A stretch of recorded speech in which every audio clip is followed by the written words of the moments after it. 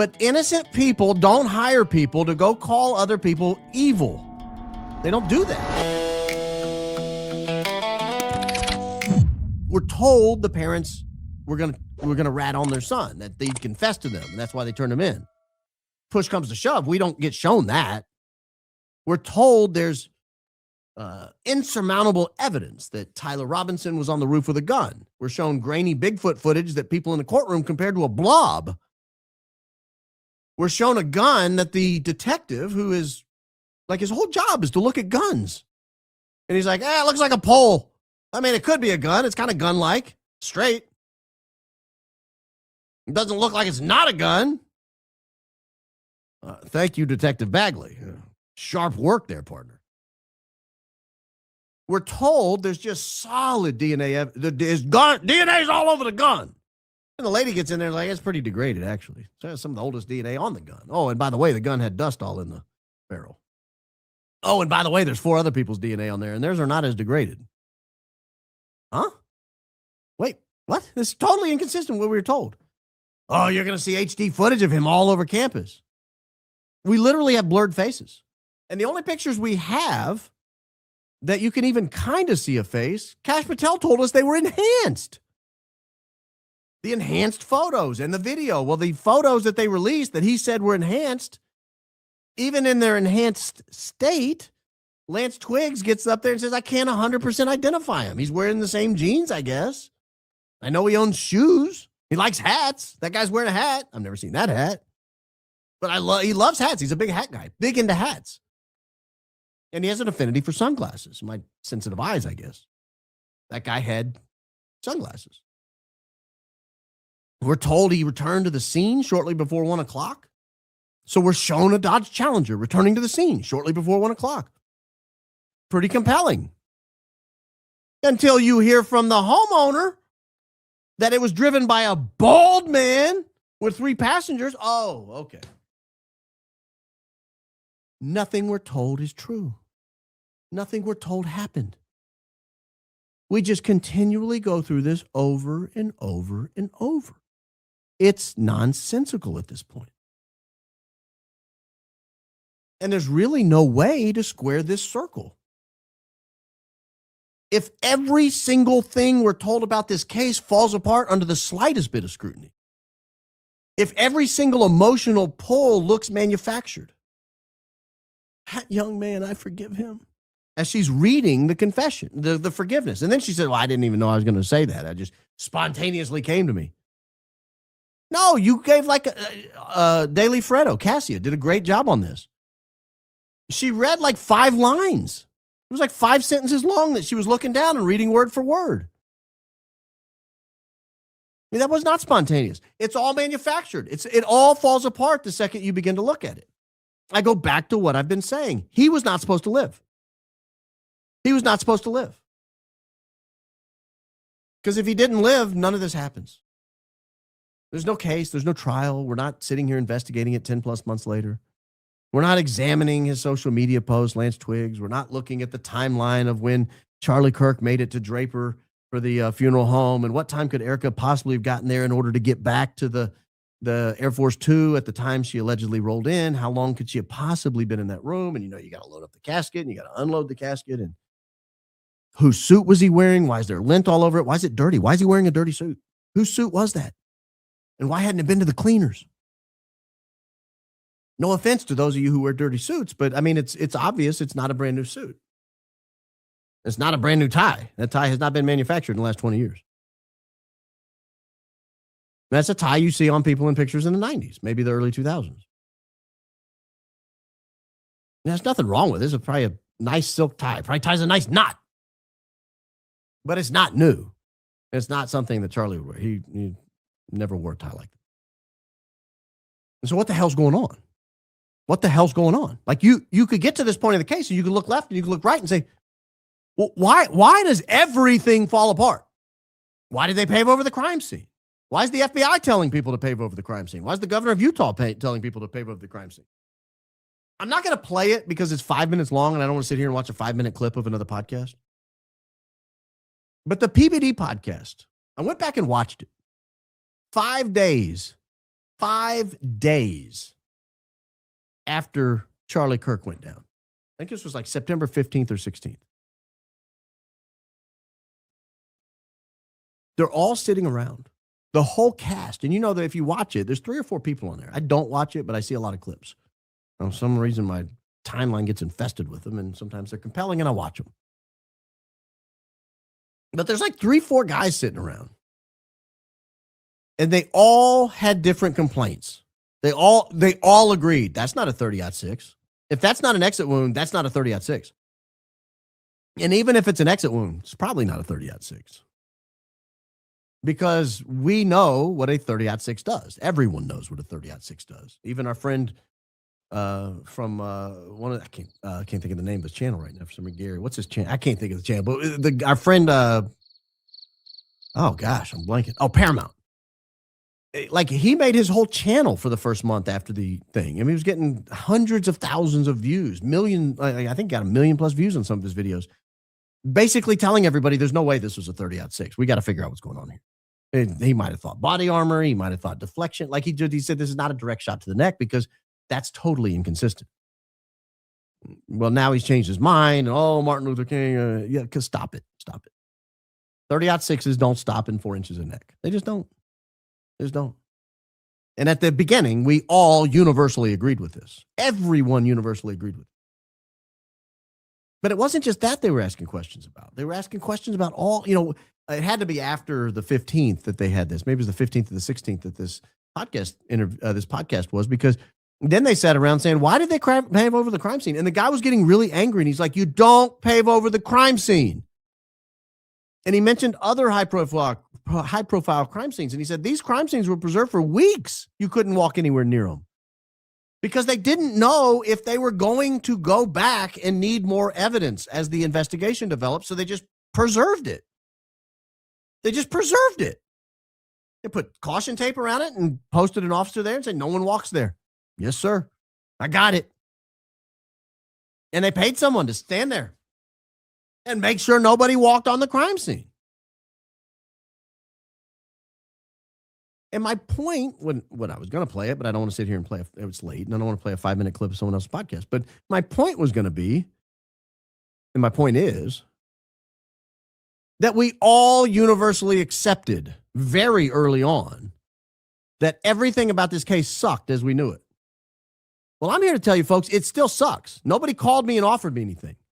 Maybe other people got a call and they were offered something or threatened. I was not. So I'm continuing to investigate. I'm continuing to look into it. Because as I look into it, I say, this doesn't make sense. I mean, why do a photo op in Draper? This would have been a totally different case if he took his own life, if he died before turning himself in. Totally different case. Then you could put Erika in there, and if she's a total weirdo, no one really notices because we're not investigating a murder. I mean, it's pretty obvious the murder's open and shut. We might look and go, ugh, she's kind of weird. But that's it. No one would think she had anything to do with it. May not have anything to do with it. But I mean, people are asking the question because why the hell are you acting so weird? We wouldn't have Blake Sneff crashing out on X Spaces at 2 a.m. We wouldn't have Andrew Colvette crashing out on X like 9 times a day, attacking people. And somebody makes 9 points and he'll just write, this is false. All 9 points? Which point is false? Is the name of the person true? Like if you say this is false to somebody, is my name true? What's part's false? We would get answers. I had a conversation today with someone actually, who, I was telling them, I said, I feel like if TPUSA paid me a bundle of money, I could get them back on track, but they'd have to commit to the truth. But I would answer every question. I'd say, you know what? It's gone on long enough. We're going to put this to bed. What do you want to know? I would start hosting people for 2-hour interviews, and I would say, send me your questions ahead of time so I can dig up the materials you need. You want to know where I was on September 8th, 9th, and 10th? Here's my calendar. This is my story. I stick to it. Here's where I was. Here's every move I made. What else do you want to know? Oh, where was I on this date? Here's the flight I took. Here's the manifest. Here's the itinerary. Here's the email where they sent me the confirmation. What else can I answer for you? We're not getting that. Instead, we're getting obfuscation, we're getting confusion, we're getting anger, we're getting lashing out. They're now hiring people to go around and offer 6-figure paydays for somebody to show up and debate for 2 hours. What a silly, preposterous notion. You know what a sellout you would look like if you took money to go debate someone? You know why they're recommending that? Because it worked for them. That's my guess. I can't say that for sure. I've not seen the checkbooks. But anybody who thinks that Candace or Barron or anybody else can be bought to go debate probably believes that because they know they were bought. That's just my guess. That's my guess. Throw money at them. They won't be able to resist it. How do you know? Well, I couldn't resist it. I wasn't able to resist it. Well, I can resist it. I can resist it. Because I can't be bought. I can't be bought. I wouldn't take a flight from these people to go debate. And there's nothing to debate. I had a different conversation today with someone else. Said, hey, will you want to do a podcast with so-and-so and just an honest sit-down conversation? I said, well, I'll tell you what. I might do that. Why don't you set up a call and we'll have an off-the-record discussion and see if there's anything even to talk about. Because if all they're going to do is say, well, the prosecution showed X, Y, and Z, and all I'm going to say is everything I've already said on my podcast to what the prosecution showed, what is there to talk about? But if they have something interesting and engaging, I highly respect this person. I think this person's a good faith, honest actor, very well respected, been on TV for 10, 15 years, high-profile cases. I'll be happy to sit down and talk with someone like that. This guy's rational, level-headed, but I want to make sure there's something to talk about. If there's nothing to talk about, I'm not doing it. So we'll have a phone call and we'll figure it out. I'm more than happy to engage that way. But innocent people don't hire people to go call other people evil. They don't do that. If you're innocent, you don't engage in that behavior. That's not right. That's not normal. I've never hired anybody to go call my enemies evil. And I bet you I could pay someone, I'll give you $200 a day to just sit around and tweet all day about these 3 people. Okay. I know people who do it. But why? I've not done anything. I have no reason to. If these people want to pay to or take a paycheck to sit around, if they want to sell their integrity to sit around all day and write about Candace and Barron and Trigger Smart and Zach and Colin and have fun. That's great. You know how much it bothers me? Not at all. Don't care. I'm an old school. All press is good press. The more you talk, the better, the more my audience grows. It's just a fact. It's just a fact. You know how many emails I have sitting in my email inbox right now? Like I would have never heard of you, but I saw this argument on Twitter and I thought I got to go see what this guy has to say. And now I watch every night. Great. Keep going. I hope you get lots of money to do it because you're helping me tremendously. Someone is paying you to advertise my show. It's fantastic. I appreciate it. But if the case was what you said it was, if it was what you believed it was, you wouldn't care what I say, just like I don't care what you say. Because I am what I say I am. Independently investigating this, looking into it, opining where I have an opinion, pulling up facts where I can support them. And pretty much anything I've ever stated as a fact, I've put on the screen. Almost everything I've ever stated as a fact in this case, I have put on the screen. Everything else is opinion. Fair enough. I have opinions. I can't help it. I used to get bullied for it when I was young. You guys want to investigate me? Go talk to the people who used to push me into lockers. They'll be happy to tell you what a scumbag I was. That's fine. Don't care. Don't care. I really don't. I really don't. And so I'll wrap it this way. Because if Lance Twiggs is not who we were told he was, and if the photo op at the